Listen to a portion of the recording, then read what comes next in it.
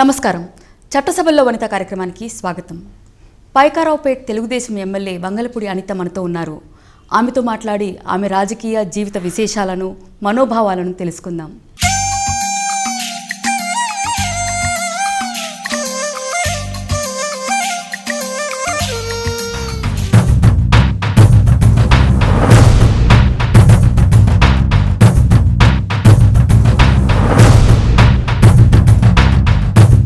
నమస్తే అనిత గారు. చట్టసభల వనిత కార్యక్రమానికి స్వాగతం. మీరు టీచర్గా ఉండి ఎమ్మెల్యేగా వచ్చారు. రాజకీయాల్లో మీకు ఆసక్తి ఎలా కలిగింది? చిన్నప్పటి నుంచి కూడా రాజకీయాలంటే ఒక రకమైన interest. At the same time మా నాన్నగారు ఒక ఎకనామిక్స్ లెక్చరర్గా పనిచేసేవారు. ఆయన at the time of 5th class ఆ టైం నుంచి కూడా మ్యాక్సిమం పొలిటీషియన్స్ గురించి ఎక్కువగా చెప్పేవారు అనమాట నాన్నగారు. At the same time college లెవెల్లో కానీ స్కూల్ లెవెల్లో కానీ ఎక్కువ యాక్టివ్ పార్టిసిపేట్ చేసేదాన్ని. అది ఇప్పుడు ఉపయోగపడింది. ఓకే, మీ బాల్యం గురించి చెప్తారా? నాన్నగారు లెక్చరర్గా ఉండేటప్పుడు ఎల్మంచిలి, విశాఖపట్నం నుంచి ఎల్మంచిలో ఒక 5th క్లాస్ వరకు చదువుకున్నా.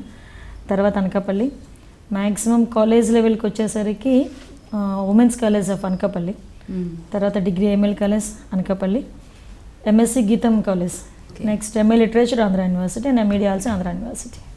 ఓకే, మీరు సైన్స్ అండ్ ఆర్ట్స్ రెండు చదివారు? MA literature, at the same time English కదా. రైట్. ఫస్ట్ ఇయర్ అవుతుండగానే జాబ్ వచ్చింది. At the same time marriage, పిల్లలు. ఈ పిల్లల మధ్యలో గ్యాప్లో కొంచెం నాకు లోన్లీగా ఫీల్ అయ్యి ఉద్యోగం చేస్తూ కూడా చదువుకునేదాన్ని అనమాట. సో అలా ఇంచుమించుగా 3 పీజీలు చేయగలిగాను దగ్గర. అంటే చదువు మీకు చాలా ఇంట్రెస్ట్? నాకు చాలా ఇష్టం అండి. ఓవరాల్గా నేను చెప్తూ ఉంటాను మ్యాక్సిమం అది కూడా. ఎంతవరకు చదవగలం మహా అయితే పిల్లలు పెద్దవాళ్ళు అయినంతవరకు చదవగలం. తర్వాత కూడా మ్యాక్సిమం మనం ఉన్న 24 అవర్స్లో మనం ఎంత బిజీగా ఉన్నా ఆ 1 hour 2 hours చదువుకోవచ్చు అనే చిన్న కాన్సెప్ట్. అది మా నాన్నగారు ఇచ్చింది నాకు ఫస్ట్ నుంచి కూడా. నేను ఏదైనా ఇవ్వగలిగితే నీకు చదువే ఇవ్వగలను, అదొక్కటి పట్టుకొని వెళ్ళు, నీ ఇష్టం, నువ్వు బతుకన్నారంతే మా నాన్నగారు. ఓకే, అదొకటే ఆయన slogan. At the same time అది ఇంప్లిమెంట్ అయింది. అంటే ఏం చేసినా విద్య అనేది చాలా ముఖ్యం, చాలా ముఖ్యం. ఒక మెసేజ్ ఇచ్చారు మీకు. ఇట్స్ నాట్ ఎ మెసేజ్, అది ఫ్యాక్ట్. ఆ విషయం మ్యాక్సిమం అందరి తల్లిదండ్రులు కూడా తెలుసుకోగలిగితే ఈ రోజుల్లోని గర్ల్ ఎడ్యుకేషన్ అనేది పర్సంటేజ్ ఇంకా పెరుగుతూనే ఉంటుంది, అది మాత్రం తగ్గదు. ఓకే, టీచర్గా మీ అనుభవం ఏంటండి? 2002 ఫిబ్రవరి జాయిన్ అయ్యానండి యాజ్ అ టీచర్గా. నేను ఏదైతే ఈ కాన్స్టిట్యుయెన్సీ ఎమ్మెల్యేగా ఉన్నానో అదే కాన్స్టిట్యుయెన్సీలో అదే ఊర్లో యాజ్ అ టీచర్గా ఫస్ట్ జాయినింగ్ నాది. సో పైక్రోపేట్లో నాకు ఫస్ట్ అరగంట్రమ్ అనేది అక్కడే స్టార్ట్ అయిందేమో నాకు అనిపిస్తుంటుంది. సో అక్కడ ఒక మారుమూల ప్రాంతం, మ్యాక్సిమం పైక్రోపేట నియోజకవర్గంలో Payakaraopeta, at the same time పైక్రోపేటలో 5 years యాజ్ అ టీచర్గా వర్క్ చేశాను. నెక్స్ట్ ట్రాన్స్ఫర్ మీద నర్సీపట్నం వెళ్ళిన తర్వాత. సో అక్కడి నుంచి రాజకీయాల్లోకి ఎలా చేరారు? నర్సీపట్నంలో కూడా యాజ్ ఎ స్కూల్ అసిస్టెంట్గా చేస్తూ ప్రమోషన్ మీద అసిస్టెంట్ వచ్చింది, అక్కడ వర్క్ చేసుకున్నాను. నాకేంటంటే ఆఫీస్ సైడ్ కొంచెం ఇంట్రెస్ట్, అడ్మినిస్ట్రేషన్ వైపు చాలా ఇంట్రెస్ట్ నాకు. First of all civils prepare అవుదాం అనుకున్న టైం అనమాట నాది. ఓకే, పిల్లలు పెద్దవాళ్ళు అవుతున్నారు, ఇంకా ప్రాబ్లం ఏం లేదు, సివిల్స్ ప్రిపేర్ అవుదాం. సో మా నాన్నగారి టార్గెట్ కూడా అది అసలు యాక్చువల్గా. ఓ ఐఏఎస్ లేదంటే గ్రూప్ 1 ఆఫీసర్ అయితే నా కూతురు బెటర్ అన్న ఫీల్ అనమాట మా నాన్నగారికి. సో నాన్నగారు ఫస్ట్ నుంచి కూడా అదే కదా చెప్తున్నారని చదువుకుందామన్న టైం ప్రిపరేషన్లో ఉన్నాను. 2012లో మా టీచర్స్ చాలామంది ఏమనేవారంటే, అనిత అది రిజర్వ్డ్ కాన్స్టిట్యుయెన్సీ పైక్రోపేట, సో నువ్వెందుకు ట్రై చేయకూడదు అన్న. 2012 బై ఎలక్షన్ వచ్చింది. రాజశేఖర రెడ్డి గారు చనిపోవటం, అక్కడ గొల్లబాబురావు గారు రిజైన్ చేయటం, సో బై ఎలక్షన్ వచ్చింది. అన్నిసార్లు చెప్తున్నారు కదా ఒకసారి మనం ట్రై చేస్తే పోలేదా అని జస్ట్ ఒక్కసారి రిజ్యూమ్ ఫార్వర్డ్ చేశాను. సో బై లక్ అది క్లిక్ అయింది. 2012లో బై ఎలక్షన్లో లైమ్లైట్లోకి వచ్చాను నేను. ఒక పొలిటికల్గా ఒక క్యాండిడేట్ ఉంది, పైక్రోపేట కాన్స్టిట్యుయెన్సీకి ఒక క్యాండిడేట్ ఉంది అని చెప్పి అనుకున్నారు. ఆ టైంలో కూడా బొత్స సత్యనారాయణ గారు, at the same time Ganta Srinivasarao గారు అప్పుడు కాంగ్రెస్ పార్టీలో ఉంటూ నన్ను బాగా ఎంకరేజ్ చేశారు. బట్ కొత్త అమ్మాయికి ఇవ్వటం ఎందుకులే అనే ఉద్దేశంతోనో ఏంటో తెలియదు కానీ పక్కన పెట్టారు. అది నాకు ప్లస్ పాయింట్. ఎప్పుడైతే అలా జరిగిందో నేను వెంటనే ఇంక పాలిటిక్స్ వదిలేశాను. నా మామూలు జాబ్ వైజాగ్లో ఓపెన్ స్కూల్స్ డిస్ట్రిక్ట్ కోఆర్డినేటర్గా జాయిన్ అయ్యా. సో జాయిన్ అయిన తర్వాత 2014 వస్తున్నా మీకోసం యాత్ర జరిగింది చంద్రబాబు నాయుడు గారిది. మళ్ళీ అదే సేమ్ టీచర్స్ అనిత అప్పుడు లాస్ట్ టైం అడిగావు కాబట్టి ఇప్పుడు ఒకసారి ట్రై చేసుకో అంటే అప్పట్లో తెలుగుదేశం పార్టీకి అంత హైప్ రాలా. వైఎస్ఆర్సీపీ అంటే చాలా వేవ్ ఉండేది అనమాట. వైఎస్ఆర్సీపీ అధికారంలోకి వచ్చేస్తుంది. చాలా మంది అన్నారు, అనిత నీకు ఆపర్చునిటీ వస్తుంది, నువ్వు వెళ్ళి ట్రై చేయి ఒకసారి, వైఎస్ఆర్సీపీకి వెళ్ళి ట్రై చేయి, నువ్వు ఎందుకు వదిలేస్తున్నావు అని. నాకు ఎందుకు మనసు అంగీకరించలే. సో నాకు ఎప్పటి నుంచో చంద్రబాబు నాయుడు గారు అంటే ఒక రోల్ మోడల్ నాకు. అట్ ద సేమ్ టైం ఇంకొక విషయం కూడా చెప్పాలి, నేను ఆయన గవర్నమెంట్లోనే టీచర్ జాబ్ తెచ్చుకున్నా. సో ఇంచుమించుగా ఆయన ఇచ్చినట్టే నాకు ఉద్యోగం కూడా అప్పట్లో. 2013లో వస్తున్నా మీకోసం యాత్ర టైంలో చంద్రబాబు నాయుడు గారి దగ్గరికి వెళ్ళే ముందే లోకల్ లీడర్స్ అందరినీ నేను కలవటం మొదలుపెట్టాను. లోకల్ లీడర్స్ అందరూ కూడా అనిత ఓకే నువ్వు ఉన్నావు కదా, మేము ట్రై చేస్తామన్నారు. One fine day Chandrababu Naidu గారిని కలిశాను. నువ్వు చేయగలవా అమ్మా అని అడిగారు నన్ను. సరే నేను చేస్తానండి అన్నాను. ఓకే చూద్దాం అని చెప్పి ఆయన వెళ్ళారు పక్కకి. వస్తున్న మీకోసం యాత్ర అయిపోయింది, ప్రాంతీయ సదస్సు ఒకటి వైజాగ్లో పెట్టారు. బిఫోర్ డే మళ్ళీ నేను చంద్రబాబు నాయుడు గారి దగ్గరికి వచ్చాను. మళ్ళీ అదే అడిగారు చేయగలవా అన్నారు. చేస్తానండి అని. మరి జాబ్ ఉంది కదా అన్నారు. మీరు ఓకే అంటే నేను రిజైన్ చేస్తానండి అని. అదేంటి అంత ధైర్యం అన్నారు. మీరు ఓకే అంటే చెప్పండి సార్ నేను రిజైన్ చేస్తాను, నా వర్క్ మోటో చూడండి, మీకు నచ్చితే సీట్ ఇవ్వండి అంటే ఒకసారి ఆలోచించారు. నువ్వు వైజాగ్ వెళ్ళిపోమ్మా, అర్జెంటుగా ఇక్కడ నుంచి వైజాగ్ వెళ్ళిపో, నువ్వు నేను అక్కడ మాట్లాడతాను నీతో అన్నారు. తర్వాత ఒక 10 డేస్కి నాకు ఇన్ఛార్జ్ ఇచ్చారు. ఫస్ట్ పాయకరావుపేట నియోజకవర్గానికి ఇన్ఛార్జిగా అనౌన్స్ చేశారు. ఆబ్వియస్లీ అనౌన్స్ చేసిన వెంటనే ఉంటాయి కదా, అసమ్మతి ఉంటుంది, ఒక పక్క విపక్షం ఉంటుంది, స్వపక్షం ఉంటుంది, అన్నింటిలో ఉంటాయి కదా. సో వీటన్నింటిలోని కూడా చాలామంది అనిత రిజైన్ చేయొద్దు, మళ్ళీ సీట్ వస్తుందో రాదో తెలీదు, రిజైన్ చేసేస్తే. అప్పటికి యాక్చువల్గా నాకు 12 years సర్వీస్ పూర్తయింది. ఇంకా 26 years సర్వీస్ ఉంది అప్పటికి, ఇంకా 2013కి. అంత సర్వీస్ వదులుకుంటావు, ఎలా అయిపోతావు? నథింగ్, ఆయన చెప్పారు, నేను చేస్తున్నాను అంతే. తర్వాత దైవదేనం అంత ధైర్యం చేసి వెంటనే రిజైన్ చేశాను. అరగంట పాయకరావుపేట షిఫ్ట్ అయ్యాను, ఫ్యామిలీ షిఫ్ట్ అయ్యాను. ఇంకా పాయకరావుపేట జనాలు అందరితో మింగిల్ అవ్వటం, వాళ్ళతో మాట్లాడటం, నన్ను వ్యతిరేకించిన వాళ్ళని బుజ్జగించటం, ఓవరాల్గా ఒక సమ్ ఆఫ్ ఎక్స్పీరియన్స్ వచ్చింది. నెక్స్ట్ 2014 ఎలక్షన్ టైంకి చంద్రబాబు నాయుడు గారు మళ్ళీ టికెట్ ఇవ్వడం, అతని ఆశీస్సులతోని మ్యాక్సిమం పాయకరావుపేట జనాలందరితోని. సో ఎన్నికల టైంకి మీరు పూర్తిగా ప్రిపేర్ అయిపోయాను. అంటే మ్యాక్సిమం పాయకరావుపేట మీద ఒక గ్రిప్ వచ్చింది. దెన్ ఆటోమేటిక్గా ఎలక్షన్ వచ్చేసరికి కొంచెం నేను వెల్ ప్రిపేర్డ్గా ఉన్నాను కాబట్టి అంత బర్డెన్ అనిపించలే. అయ్యన్ పాత్రుడు గారు, అట్ ద సేమ్ టైం ఇటు గంటా శ్రీనివాసరావు గారు, అటు ఎంపీ మావంతి శ్రీనివాసరావు గారు, వీళ్ళు ముగ్గురు ఇచ్చిన సపోర్ట్ అయితే నేను మర్చిపోలేనండి. మోరల్ సపోర్ట్ అనమాట. వాళ్ళు ఎంత సపోర్ట్ ఇచ్చారంటే, నాకు రాజకీయాలు కొత్త కదా, ఆఫ్టర్ ఆల్ అప్పటికి 33-34 years ఏజ్ గ్రూప్, ఎలాగా అసలు ముందుకెళ్తానన్న టైంలో కూడా వాళ్ళు ఇచ్చిన సపోర్ట్ అయితే హ్యాట్స్ ఆఫ్. నిజంగా ఆ విషయంలో వాళ్ళ ముగ్గురిని మాత్రం నేను ఎట్టి పరిస్థితులు మర్చిపోకూడదు నా జీవితంలో. అనిత వంగలపూడి జననం జూలై 25, 1979. జన్మస్థలం రాజమండ్రి. తల్లిదండ్రులు స్నేహలత, అప్పారావు. విద్యార్హత MSc, MA, MEd. వచ్చిన భాషలు తెలుగు, హిందీ, ఇంగ్లీష్. వివాహం మే 21, 2001లో జరిగింది. భర్త కె శివప్రసాద్. సంతానం 2, రేష్మిత, నిఖిల్. 2013 జూన్లో తెలుగుదేశం పార్టీ నుండి రాజకీయ ప్రవేశం చేశారు. 2002 నుండి 2013 వరకు ప్రభుత్వ ఉపాధ్యాయురాలిగా పనిచేశారు. 2014లో పాయకరావుపేట నియోజకవర్గం నుంచి శాసనసభ్యురాలిగా ఎన్నికయ్యారు. మహిళా సాధికారత సాధించడమే తన ఆశయం అంటారు.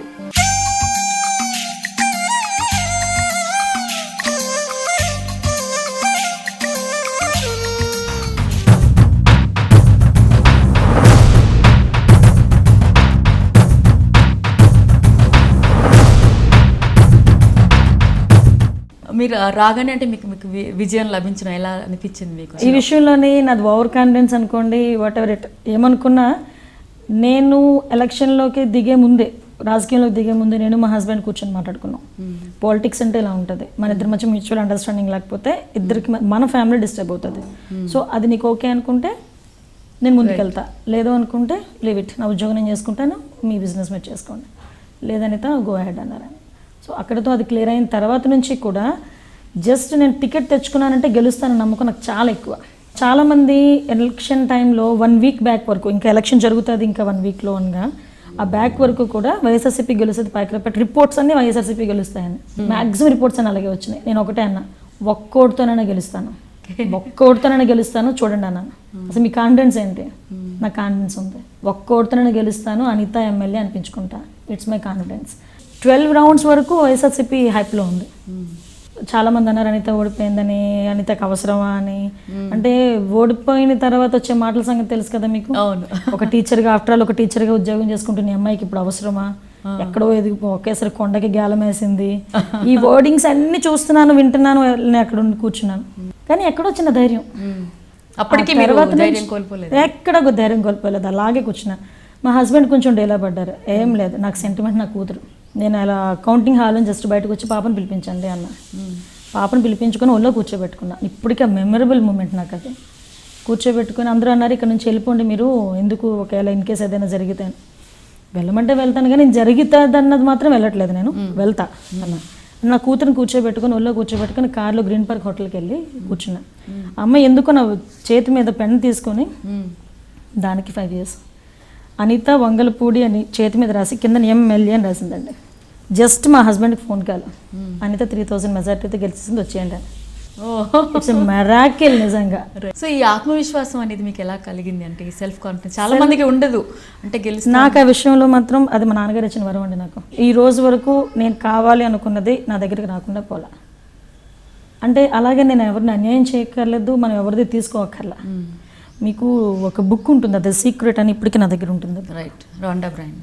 ఆ బుక్ నిజంగా చదివితే ఎంత ఇన్స్పిరేషన్ అంటే, ఎలాంటి డిప్రెషన్లో ఉన్న క్యాండిడేట్ అయినా టక్మని బయటకు వస్తాడు. మన ఆలోచనలో ఉన్నదే మ్యాక్సిమం మన ముందు కనిపిస్తుంటుంది అంతే. ఎస్, ఈరోజు అది జరుగుతుందేమో అని ముందుకెళ్తే కంపల్సరీ అదే జరుగుతుంది. సో నాకు మ్యాక్సిమం నెగిటివ్ థింకింగ్ అనేది రానివ్వను. ఒకవేళ వస్తుంది ఆ టైంలో అనుకుంటే ఏదో మ్యూజిక్ వినడమో లేదంటే పిల్లలతో ఆడుకోవడమో, ఇంకా మొబైల్ పక్కన పెట్టేసి ఇంకా ఆ లెవెల్లో వెళ్ళిపోతా.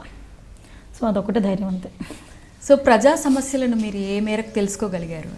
నేను ఇన్ఛార్జిగా ఉన్నప్పటి నుంచి కూడా పాయకరావుపేట నియోజకవర్గంలో వాటర్ ప్రాబ్లం ఎక్కువ.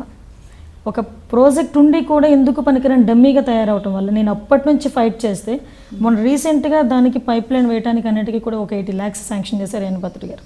మ్యాక్సిమం పాయకరావుపేట నియోజకవర్గంలో ఉన్నది వాటర్ ప్రాబ్లం, బాగా వాటర్ ప్రాబ్లమ్ని ఎలాగా నేను ఓవర్కమ్ చేయడానికి మ్యాక్సిమం ట్రై చేస్తున్నా. At the same time 2-3 options ఉన్నాయి. ఆ 2-3 ఆప్షన్స్ని కూడా మ్యాక్సిమం అది ఒక కొలిక్కి తీసుకొచ్చేస్తాను. నాకున్న అదృష్టం ఏంటంటే ఉన్న మినిస్టర్స్ అందరూ కూడా మంచి సపోర్ట్ చేస్తారు. అన్ని శాఖల మినిస్టర్స్ కూడా చక్కగా సపోర్ట్ చేస్తారు. అనిత ఏంటి కావాలో చెప్పు, చేయించుకో, నియోజకవర్గానికి వెళ్ళాను, అదొక నాకు asset. At the same time ఎప్పటి నుంచో ఉన్న ఉప్మాక టెంపుల్ అంటే అక్కడ వెంకటేశ్వర స్వామి టెంపుల్, అది చాలా ఫేమస్ టెంపుల్, యాన్సెంట్ టెంపుల్ అది.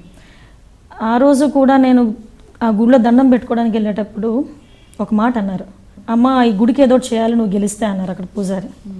మనసులో కూడా ఒకటే అనుకున్నాను, గెలిపించుకొని నువ్వేం చేయించుకోవాలనుకున్నా చేయించుకోవాలన్నాను అతని చేత కూడా. అంటే పలానా చేస్తాను, టైల్స్ వేయిస్తాను, ఫ్యాన్ పెట్టిస్తాను అది చెప్పలా. నువ్వు నా చేత ఏం చేయించుకోవాలనుకుంటున్నావో చేయించుకో, వదిలేశాను. వితిన్ 6 monthsలో ఆ గుడికి నేను 2 కోట్లు తెప్పించాను. 2 కోట్లతో టూరిజం డిపార్ట్మెంట్కి అటాచ్ చేసి తిరుమల తిరుపతి దేవస్థానం తాలూకా కళ్యాణ మండపం అక్కడికి రప్పించాము. ఆల్రెడీ వర్క్ కూడా స్టార్ట్ అయింది. అంతేనండి. ఇంకొక విషయం కూడా చెప్పాలి, నేను ఇంత దేవుడి గురించి ఇంత చెప్తున్నాను కదా, ఐఎమ్ ఏ క్రిస్టియన్. నేను మ్యారేజ్ ఇప్పటికీ కూడా నా బ్యాగ్లో బైబిల్ ఉంటుంది, అట్ ద సేమ్ టైం నా కార్లో బైబిల్ ఉంటుంది. బైబిల్ లేకుండా బయటకు వెళ్ళను. కానీ మా హస్బెండ్ ఇది ఒకటే నేను నమ్ముతా. చిన్నప్పటి నుంచి కూడా నేను అదే ఎక్కువగా ఫాలో అయ్యేది. మనమే ఉన్నాం, ఫర్ ఎగ్జాంపుల్ మా అమ్మాయి ఏమో అమ్మ అని పిలుస్తుంది, మా మేనల్డ్ ఏమో అత్త అని పిలుస్తాడు. ఇంతమంది నీ రకాలుగా మనం పిలిపించుకుని ఒకలైనప్పుడు అన్ని రకాల పేర్లు ఉన్న తర్వాత కూడా దేవుడు ఒకడే ఉంటాడు. అదొకటే నమ్మకం నాకు.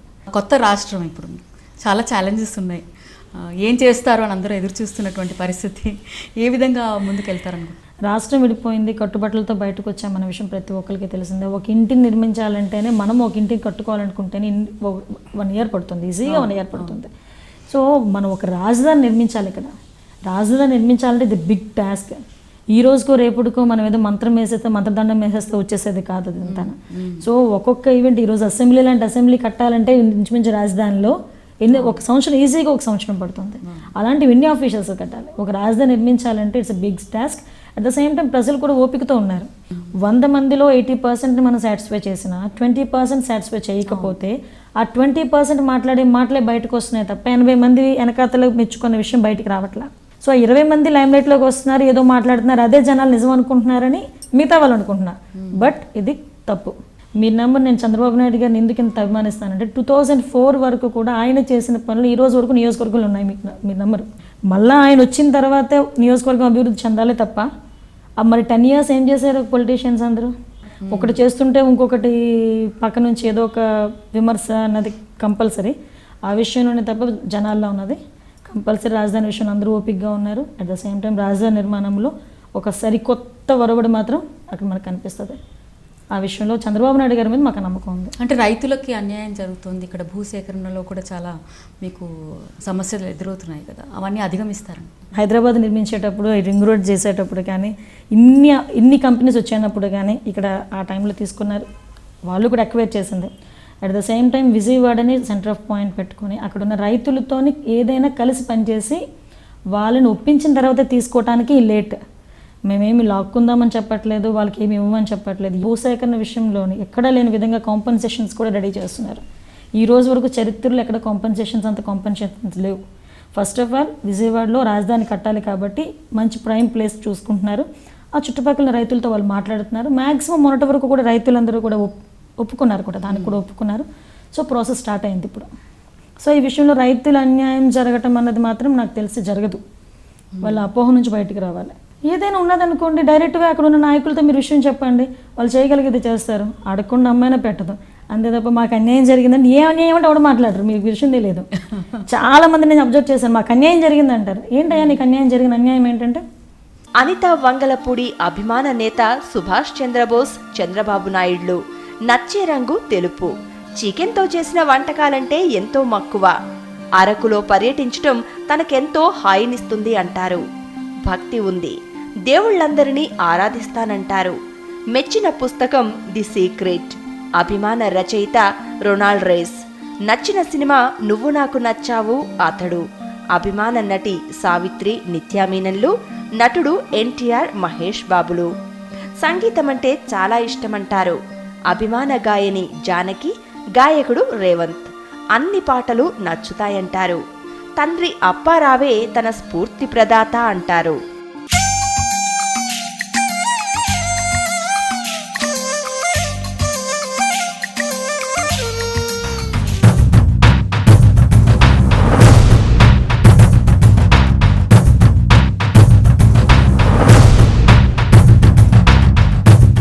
అనిత ఎమ్మెల్యేగా అవ్వటానికి రీజన్ ఏంటంటే తను అర్హురాలండి. కారణం ఏంటంటే టీచర్గా ఉన్నప్పుడే చాలా ఎనర్జెటిక్, చాలా పేరున్న టీచరు. సో ఆ స్పీడు, తనలో ఉన్న ప్రతిభ, ముఖ్యంగా she is very talented. So రాజకీయాల్లోకి వస్తే డెఫినెట్గా అదరగొట్టేస్తుంది అని అనిపించింది. అలాగే తను అంటే చిన్న ఏజ్లో మహిళలు జనరల్గా రాజకీయాల్లోకి రావటమే చాలా తక్కువ. సో ఇంత చిన్న ఏజ్లో వచ్చి సర్వీస్ చేయటం అనేది చాలా చాలా గొప్ప విషయం. ఈ రోజున మేల్తో ఈక్వల్గా 50% మహిళలు రాజకీయాల్లోకి వస్తేనే భారతదేశం బాగుపడుతుందండి, అందులో డౌట్ లేదు. అంటే ఒక ఫైట్ చేయడానికి కూడా ఒక రైట్ ఉండాలి. ఆ ఈక్వల్ రైట్ ఉంటే డెఫినెట్గా చాలా బాగుంటుంది. సో తప్పకుండా దానికి బ్రైట్ ఫ్యూచర్ ఉండాలి. ఉన్నన్నాళ్ళు అంటే ఎన్నేళ్ళైనా, 10 ఏళ్ళైనా, 15 ఏళ్ళు, 20 ఏళ్ళైనా అనిత బ్రైట్గా పాలిటిక్స్లో ఉండి మంచి సర్వీస్ చేసి చాలా బ్రైట్ ఫ్యూచర్ ఉండాలని మనస్ఫూర్తిగా కోరుకుంటున్నాను. మహిళలు చాలా తక్కువ సంఖ్యలో ఉన్నారు. ఇంకా రాజకీయాల్లో ఎక్కువ మంది వస్తే ఎటువంటి మార్పు కలుగుతుంది? ర్యాపిడ్ చేంజ్ వస్తుందండి. లేడీస్ మాత్రం వస్తే ఒక విషయం ఈ టైంలో కూడా నేను చెప్పాలి. నేను ఈ ఏజ్లో పాలిటిక్స్లోకి వచ్చేటప్పుడు చాలామంది ఏమన్నారంటే అనిత ఈ ఏజ్లో పాలిటిక్స్కి వచ్చేవేంటి, it's not a correct age, నువ్వు ఒక 40 దాటిని ఏజ్ అయిన తర్వాత ఒకసారి వద్దిగానే అన్నారు. నాకు ఈ ఏజ్లోనే కావాలి. ఈ ఏజ్లోనైతే కనీసం మనం అన్న ఫీలింగ్ అయినా వస్తుంది. కొంచెం 40స్కి వెళ్ళేసరికి నా అన్న ఫీలింగ్ వస్తుంది తప్ప రాదు. ఇంకొక విషయం ఏంటంటే లేడీస్ అన్న వాళ్ళు పాలిటిక్స్లోకి వచ్చేసరికి ప్రతి ఒక్కరి విషయంలోని కూడా ఒక ఏంటో చులకన భావం ఏంటో నాకు అర్థం కాదు ఇప్పటికీ కూడా. వీళ్ళకేం తెలుసు అన్నట్టు ఈ వీళ్ళకేం తెలుసు అన్నది పక్కన పెడతారు, అలాగే పక్కన పెడతారు. అట్ ద సేమ్ టైం లేడీయా, ఒక్కసారి 10 మందిని కూర్చోబెట్టి అందులో 5 లేడీస్ని 5 జెంట్స్ని కూర్చోబెడితే ఫస్ట్ వాయిస్ వినిపించేది మాదే. నేను అలాగే జెంట్స్ని కించపరచట్లేదు. ప్లీజ్ ఎంకరేజ్ లేడీస్, ఎంకరేజ్ చేయండి. మీకున్న నాలెడ్జ్తో కనీసం మమ్మల్ని గైడ్ చేయండి, మేము ముందుకెళ్ళగలం. అదొకటే మేము చెప్తాం. అంటే ఇంకా మైండ్ సెట్లో మార్పు రాలేదంటారు. సమానత్వం అంటారు కానీ అది వేదకాలం నాటి నుంచి కూడా వస్తుంది ఆ సమానత్వం. అది కలియుగం వచ్చేసింది ఈ రోజుకి. సమానత్వం మాత్రం ఇప్పటికీ లేదు. ఈ రోజున కూడా మనం చూస్తున్న మహిళలపై అత్యాచారాలు కూడా ఎన్ని చట్టాలు తెచ్చినా మనం రోజు వింటూనే ఉన్నాం. పసిపిల్లల మీద కూడా అత్యాచారాలు. వెంటనే శిక్ష పడితే ఎవడైనా భయపడతాడండి. దానికి మానవ హక్కుల సంఘాలను ఒకవైపు, ఇవన్నీ ఒకవైపు, దాన్ని ఎంకరేజ్ చేస్తూ దాన్ని సపోర్ట్ చేస్తూ ఉండే రాజకీయ ఒత్తిళ్ళు. ఒక చిన్న పిల్లని కూడా చూడకుండా అటు చేస్తానంటే సైకో. ఆ సైకోకి ట్రీట్మెంట్ ఇస్తానంటే ఎలాగా? ట్రీట్మెంట్ ఇచ్చేలోపు 4-5 ఆడపిల్లలు అవుతారు వీళ్ళ. వాడికి వెంటనే శిక్ష పడేటట్టుగానే, వాడు జైల్లో కూర్చునేటట్టుగానే చేయగలిగితే కనీసం భయపడ్డ మానేస్తారు. ఈ రోజుకి కూడా రోజు చూస్తూనే ఉన్నాం. ఆ మహిళా సంఘాలన్నీ ఉద్యమిస్తూనే ఉన్నాయి. కాకపోతే నేను ఒకటే చెప్తాను, చట్టంలో మార్పు రావాలి. ఫస్ట్ ఆఫ్ ఆల్ చట్టంలో మార్పు వస్తేనే ఈ అబ్యూజింగ్స్ అన్నది కానీ హెరాస్మెంట్స్ అన్నది కానీ మ్యాక్సిమం తగ్గుతాయి. ఈరోజు హెరాస్మెంట్స్ విషయంలోని తారతమ్యాలు లేవు. పెద్ద ఆఫీసర్ కూతురైనా సేమ్ హెరాస్మెంట్, రిక్షావాడి కూతురైనా సేమ్ హెరాస్మెంట్. సో ఈ హెరాస్మెంట్స్ అన్ని కామన్ అయినప్పుడు ఎందువలన వస్తుంది అన్నదని చట్టంలో మార్పులు తీసుకురావాలి. చట్టాలు ఉన్నాయి కానీ అమల్లో జాప్యం జరుగుతుంది. అమలు వరకు రాకూడదు. చట్టంలోని వచ్చిన తర్వాత వాడు తప్పు చేశాడని లిటరల్గా ప్రూవ్ అయిన తర్వాత ప్రూవ్ అనేది 10 సంవత్సరాలు పట్టక్కర్లే. ఈరోజు జనాల మోటివ్లు ఎలా ఉంది తెలుసా అండి? ఎవరైనా హత్య చేసినా, అత్యాచారం చేసినా బెయిల్ వస్తుంది, బెయిల్ వచ్చి బయటకు వస్తుంది, తర్వాత మేనేజ్ చేసుకుంటాం. దానికి టైం పీరియడ్ ఈ 3-4 years ఆటోమేటిక్గా వాడు బయట ఉంటున్నాడు, హ్యాపీ లైఫ్ ఎంజాయ్ చేస్తున్నాడు. తర్వాత నువ్వు శిక్ష పడితే ఏంటి, పడకపోతే ఏంటి, అమ్మాయికి నువ్వేం న్యాయం చేయగలుగుతున్నావు? సో వెంటనే శిక్ష పడితే కనీసం ఇంకొకడైనా భయపడతాడు. ఇంకొకటి భయపడే స్థాయిలో కూడా మనం చట్టాల అమలు పరిచకపోతే అది కొంచెం ఇబ్బందిగానే ఉంది ఆ విషయంలో మాత్రం, ముఖ్యంగా మహిళల విషయంలో. రాజకీయాలు అంటే మీరు న్యూ ఎంట్రెంట్ కొత్తగానే వచ్చారు కానీ మీరు మర్చిపోలేని అనుభవాలు ఏమున్నాయి? ఫస్ట్ అసెంబ్లీ నాది ఈ ప్రవేశం. ప్రమాణ స్వీకారానికి రమ్మని చెప్పేటప్పుడే నేను మిస్ అయ్యాను. అందులో నాకు సర్టిఫికేట్ నేను కార్లో మర్చిపోయాను. అసలు యాక్చువల్గా అవసరం లేదట, కానీ కొత్త నాకు తెలియదు కదా, అమ్మ సర్టిఫికేట్ అవసరం ఏమో ఇప్పుడు అని చెప్పి మళ్ళీ అసెంబ్లీలోకి బయటకు వచ్చి తీసుకునే లోపంటే అనిత కదా ఈ ఫస్ట్ నేమ్. మినిస్టర్స్ అయిన వెంటనే ఫస్ట్ నాది పిలిచారు. నెక్స్ట్ అనిత అనేసరికి ఒక పక్కలేరు. మా నాన్నగారు నాకు ఫోన్లు, పాప నువ్వు ఎక్కడికి వెళ్ళిపోయావు, నిన్ను పిలుస్తున్నారు అని. వెళ్తున్నానంటే కంగారు పడకండి అని చెప్పి మళ్ళీ తీసుకెళ్ళాను. మళ్ళీ లేడీస్ అందరూ అవుతున్న మధ్యలో మళ్ళీ నన్ను పిలిచారనమాట. అది మాత్రం ఫస్ట్ ఎక్స్పీరియన్స్, ఎక్స్పీరియన్స్. 2 సార్లు పిలిపించుకున్నారు. 2 సార్లు పిలిపించుకొని అప్పుడు ప్రమాణ స్వీకారం చేశాను అసెంబ్లీ. ఎమ్మెల్యేగా మీ ఈ 5-year టర్మ్లో మీరు ప్రజలకు ఏం చేయాలనుకుంటున్నారు? చాలా ఉన్నాయి. ఫస్ట్ ఆఫ్ ఆల్ నా నియోజకవర్గంలో టూరిజం డిపార్ట్మెంట్, దానికి ఆల్రెడీ ఒక నాంది పలికాను. ఒక సీరియస్ అని కాబట్టి అక్కడ బీచ్ రిసార్ట్స్ దగ్గర నుంచి ఉప్మాక టెంపుల్, ఈ రెండింటిని tourism development, maximum roads, water facility 2 yearsలో పెట్టుకున్న టార్గెట్. అయిన తర్వాత హౌసింగ్లోకి వెళ్తాను. ఓవరాల్గా నాది ఒకటే, నెక్స్ట్ టర్మ్ నాకు టికెట్ వస్తుందా, నెక్స్ట్ టర్మ్ నేను గెలుస్తానా, ఏమవుతానన్నది నేను పక్కన పెట్టేశాను. ఈ టైంలో పలానా అనిత టైంలో ఇది జరిగింది అన్న మార్క్ మాత్రం నాకు పాయకరావుపేట నియోజకవర్గంలో వదిలేసి వెళ్తాను అనేది. సో ఆ మార్క్ కంపల్సరీ ఉండేటట్టుగా నేను ట్రై చేసుకుంటున్నాను. ఆల్రెడీ 6 months అయింది. ఈ లోపు నేను చేసిన నా టార్గెట్స్ అన్ని మ్యాక్సిమం ఫిల్ అయ్యాను. ఇంకా 4.5 years ఉంది కాబట్టి. సో ఇలా లక్ష్యాలు పెట్టుకుని మీరు ముందుకు వెళ్తున్నారు. ఈ టైంలో ఇది చేయాలి, తర్వాత నెక్స్ట్ చేసుకోవాలి. మీలో ఎక్కువ కనిపించేది నాకు మీ ఆత్మవిశ్వాసం. సో మహిళలందరూ నిజంగా ఏ రంగంలోనే రాణించాలంటే ఎలాగ ఈ ఆత్మవిశ్వాసాన్ని ఎలా పెంపొందించుకోవాలి, ఎటువంటి కృషి చేయాలి? కృషి అంత అవసరం లేదు మేడం. ఫస్ట్ ఆఫ్ ఆల్ నేను కృషి గురించి మాట్లాడను. ఫస్ట్ థింగ్, నాకే ఎందుకు ఇలా జరుగుతుంది అన్న ఫీలింగ్ పక్కన పెడితే సరిపోతుంది. అది మాత్రం నేను చాలా కన్ఫామ్గా చెప్పగలను. ప్రతి ఒక్కరు చాలామంది ఎక్కువ డిప్రెషన్లోకి వెళ్ళిపోయేటప్పుడు కూడా మాట్లాడేది నాకే ఎందుకు ఇలా జరుగుతుంది. ఒక్కసారి నీ కింద నీకన్నా దరిద్రంగా ఉన్న వాళ్ళని ఒక్కసారి బ్యాక్కి చూస్తే ఐఎమ్ సేఫ్, అమ్మో దేవుడు నాకు ఇంతకన్నా చాలా బాగా ఇచ్చాడు అన్న దాంతో సో బెటర్ లైఫ్ గురించి ఆలోచించు. నేను ఒక సాధారణ కుటుంబం నుంచి వచ్చిందాన్ని. మా నాన్న ఒక ప్రిన్సిపల్, రిటైర్డ్ ప్రిన్సిపల్, మా మదర్ టీచర్, మా అన్నయ్య సాఫ్ట్వేర్ ఇంజనీర్, మా వదిన గీతం university professor. It's my life. నేను, మా హస్బెండ్, 2 పిల్లలు. ఈ నేపథ్యంలో కూడా దేవుడి దయ వల్ల ఆత్మవిశ్వాసంతో నేను ఇంతవరకు వచ్చాను. అంటే మీకు ఎప్పుడు భయం అనిపించలేదు ఇలాగ వచ్చి పబ్లిక్ లైఫ్లో రావాలి, ప్రజలతో మాట్లాడాలి? పబ్లిక్లో ఎంత 1000 మంది ఉన్నాయండి, 2000 మంది ఉన్నా గొడవ జరిగినా నేను వాళ్ళకి సముదాయించగలిగే కేపబిలిటీ నాకు ఉంది. ఎందుకంటే ప్రభుత్వం చేస్తున్నవి మంచి పనులు, మనం ఎక్కడా తప్పు చేయం. సో ఈ రెండూ లేనప్పుడు ఆటోమేటిక్గా భయపడాల్సిన నెసిటీ లేదు. ఇప్పుడు పాలిటిక్స్లోకి వచ్చేసరికి లైమ్ లైట్లో ఉన్న లేడీస్ గురించి చాలా మాట్లాడుతుంటారు, చాలా రూమర్స్ వస్తుంటాయి. మనం ఏం చేసామన్నది కావాలి, మన నియోజకవర్గంలో మనం ఎంత అభివృద్ధి చేసామన్నది కావాలి. సో దాని గురించి నేను ఆలోచిస్తున్నా. ఎక్కువగా రాజకీయాల్లో అయితే వారసత్వంగానే వస్తుంటారు, అలాంటిది మీది సాధారణ కుటుంబంలోంచి రాజకీయాల్లోకి వచ్చారు. So you can achieve anything అనేటువంటి మెసేజ్ మీరు ఇస్తారా మహిళలకి? ఎస్, ఒకటి మనం కాన్సన్ట్రేట్గా పనిచేసి అది మనకి కావాలి, అది మనం చేసుకోవాలి అనుకుంటే కనుక డ్యామ్ షూర్ అది మనకి వాళ్ళ దగ్గరికి వస్తుంది. కానీ ఆ పనిలోని ఆ డెడికేషన్ కావాలి, ఆ వర్క్ మనం చేసేటప్పుడు డెడికేషన్ కావాలి. అట్ ద సేమ్ టైం మనకి సరౌండింగ్ మనకి సపోర్ట్ చేసినా చేయకపోయినా మనం చేసుకోగలిగేది మనం చేసుకుంటే హ్యాపీగా వెళ్ళిపోవచ్చు. నేను ఆ విషయంలో మాత్రం చాలా ఎక్కువగా నమ్ముతాను. అది మాత్రం ఒకటి, ఎవరైనా ఏదైనా అంటారేమో, పీకలు తీసారు కదా, చంపారు కదా, మహా అయితే మనం ఏదైనా వాళ్ళకి నచ్చకపోతే ఒక మాట అంటారు, దానికి నువ్వు ఎక్స్ప్లెనేషన్ ఇవ్వు. ఎక్స్ప్లెనేషన్ ఇవ్వనా వినలేదా, ఓ దండం పెట్టేసి పక్కకు వచ్చి నీ పని నువ్వు చూసుకో. అంతేగాని ఎవరో ఏదో అంటారేమో, ఎవరో ఏదో అనుకుంటారేమో అనుకున్న ప్రతి క్షణం కూడా బ్యాక్ స్టెప్ పడతానే ఉంటుంది. అనిత గారు, really it was a pleasure talking to you. అంటే ఆత్మవిశ్వాసంతో, ఒక పాజిటివ్ దృక్పథంతో ఎవరైనా మహిళలైనా పురుషులైనా సాధించలేనిది ఏమీ లేదు అనేటువంటి ఒక మెసేజ్ ఇచ్చారు. Thank you very much. మీ సందేశం మా వనిత టీవీ ప్రేక్షకులకి స్ఫూర్తిదాయకంగా ఉంటుందని ఆశిస్తున్నాం. నమస్కారం. అనిత గారు చెప్పిన చక్కని విషయాలు విన్నారు కదండి. చట్టసభల్లో వనిత కార్యక్రమంలో మరో వనితతో మళ్ళీ కలుసుకుందాం. అంతవరకు సెలవు. నమస్కారం. ఈ కార్యక్రమాన్ని www.youtube.com/vanitatv ఛానల్లో చూడండి.